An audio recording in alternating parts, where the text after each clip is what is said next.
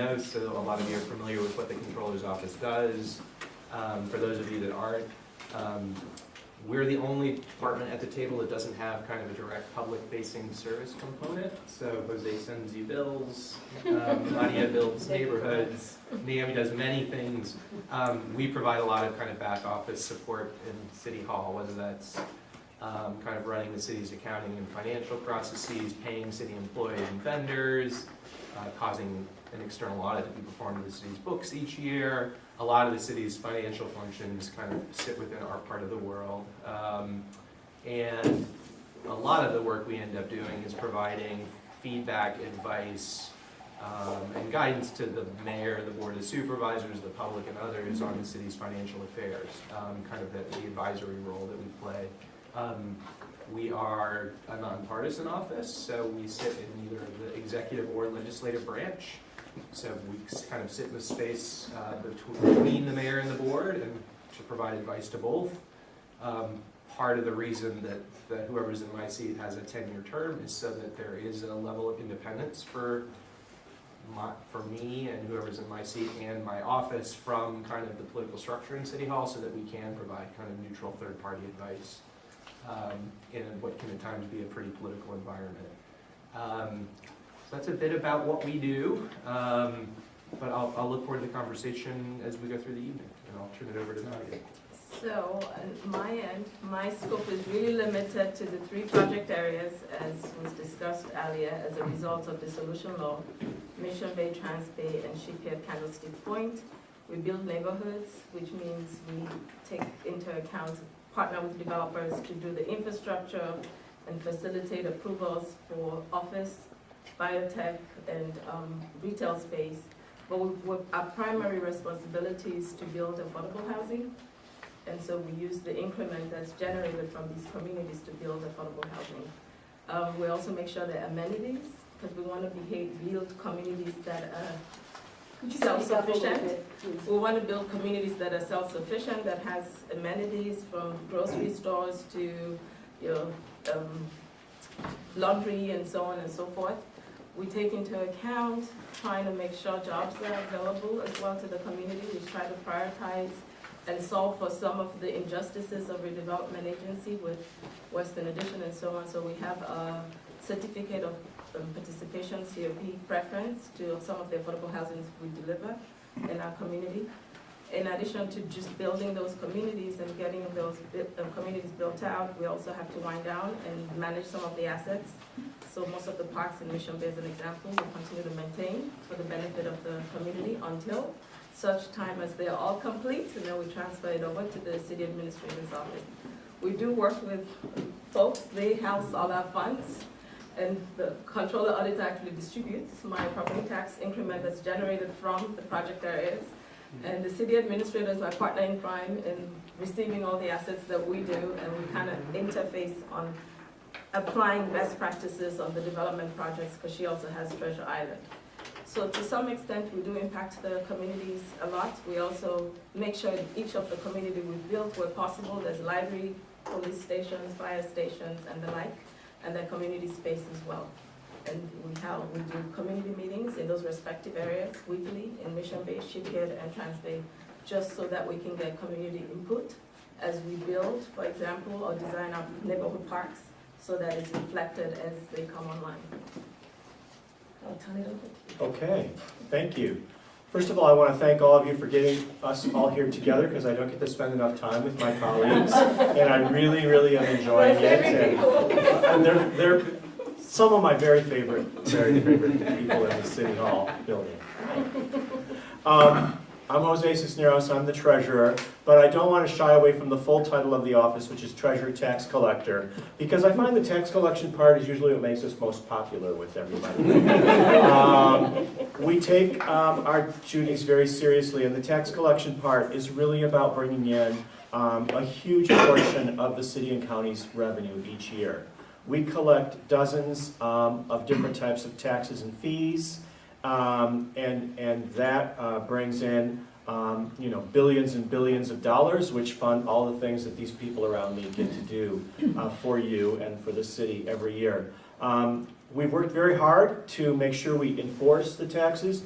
We want to make sure that that's very serious because a lot of our taxes are paid by businesses. And we find that if we were not going to be firm about the enforcement, we might see that one business would get away without paying their taxes when somebody right next door in competition who was doing the right thing and paying their taxes could have a real serious financial disadvantage. So we want to make sure we set a level playing field and make sure everyone is paying their fair share and everyone has the same opportunity for success in San Francisco. We've done a lot to improve our systems in our office. We've replaced most of them. We're kicking off probably the replacement for the last and most antiquated system in our office, our property tax system. So I'm really excited about the opportunities we've been able to bring to our taxpayers. Pretty much everything we do now is entirely online. Almost nothing is left on paper. So hopefully it's very easy for people to engage with us, to understand what their obligations are, to meet their obligations and come into compliance. We work very hard to make sure we're open and receptive to any people who have any questions. We want to make sure that people understand what their obligations are and are comfortable with what their bill is presented to them. Like Ben mentioned before, one of the things that I also see about our office is we're also very nonpartisan. We do not have an opinion with the folks who are crafting or drafting or proposing the taxes.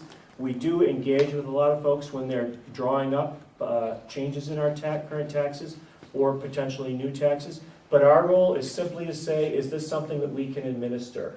It is really for others, the mayor, the board of supervisors, the members of the public, to design and say what taxes could be, ought to be, should be, or what would end up on the ballot. We just want to make sure it's something we can administer, something that's doable for us and for, of course, for the taxpayers. So we try and maintain a hand in that. The treasurer side of the shop is once we bring in all that money, we invest the funds and keep them safe. Our average daily balances lately in our portfolio are greater than $12 billion lately, so it's a very serious responsibility. This is the most immediate funds, the short-term monies that the city uses every day to pay its bills and undergo its programs. So we want to make sure we keep every single dollar of it absolutely safe. I'll just say briefly that in addition to those two main jobs, in our office we've launched a number of what we call financial empowerment programs to help folks in our city be financially successful. We've connected people who didn't have bank accounts to bank accounts so they don't get ripped off by check cashers. We're providing one-on-one financial coaches to low-income folks in our city so they can do things like improve their credit score, pay down their debt, and get into a more financially successful situation. We, a few years back, started a program called Kindergarten to College, where we were relying on research that shows if a child grows up with a college savings account in the child's name, seeing that account and engaging with it builds aspirations for future success, particularly around going to college.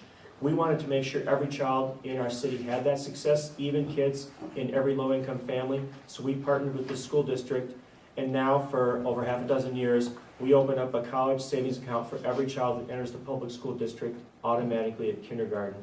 We open up the account, no paperwork, no parent signatures. We put an initial deposit of $50 in the account, and we encourage the families to engage, start saving, and start building goals and aspirations towards college.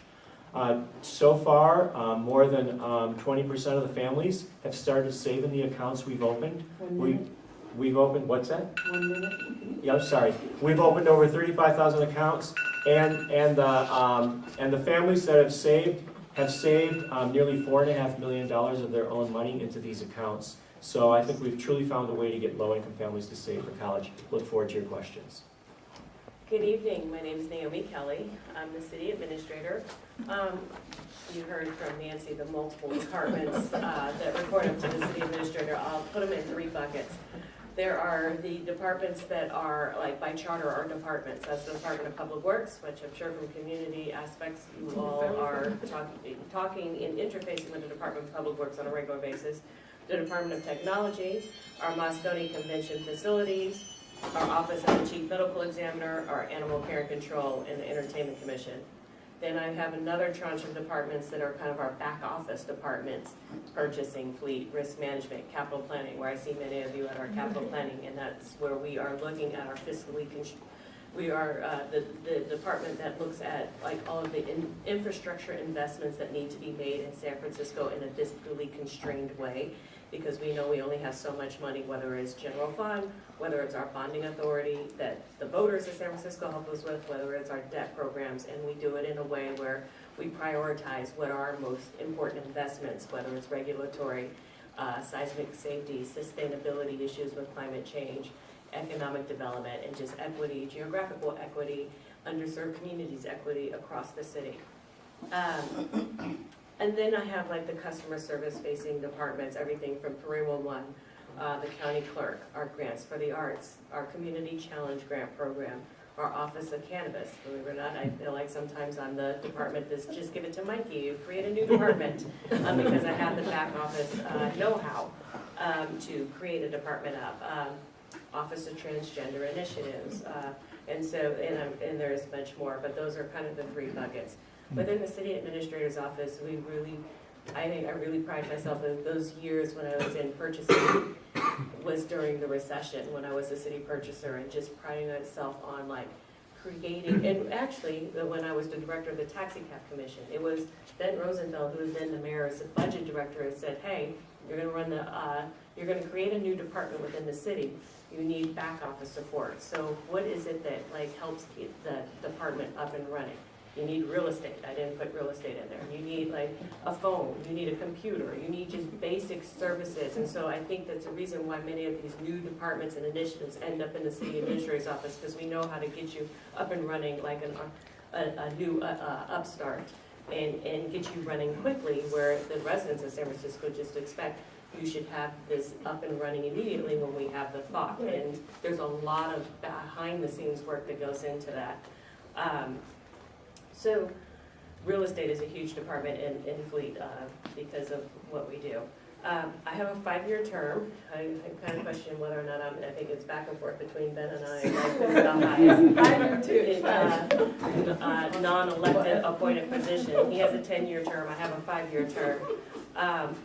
But it really didn't hit home to me, because I used to just say this just automatically, why we have a 5-year term, the mayors have 4-year terms, elected officials have 4-year terms, is for the continuity of government.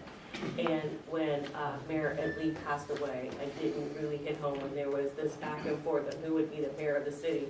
The city's operations still had to run, and being there with Ben and others to just keep just the city going and making decisions and running them past all the elected officials, but they were consumed with what was happening. And it really didn't hit home to me how important having these terms were, just like for having those who understood like the just basics of government and what needed to happen. You still got to have those street lights working, you still got to have the streets paved, you still got to make decisions for the next election, and just keeping that moving while the elected officials and the voters figured out who would be the next mayor for the city. And so another reason why we have 5- and 10-year terms, just for continuity of government, in addition to being a neutral party to, my job is to implement. Yes, there are a lot of policy decisions, and that's what the elected officials have, but we need to be able to implement those decisions in a responsible way, and to be able to tell the decision makers, here are the trade-offs, here's how much resources we need to implement that, here's where we think. This is basically, with all of us sitting here, where the rubber meets the road in getting things done for the residents and the businesses and the tourists of San Francisco. All of us, all 4 of us, and this is the end of us, live in San Francisco. So not only do we are making these decisions here, we live it in our life. And all, whether, I know not his kids are older, but Ben and I's kids are around the same age. It is, we hear it, whether we're at the schools, whether we're at the grocery store, whether we're, wherever we are in our life here in San Francisco. And so thank you for having us here today, and we're looking forward to answering questions.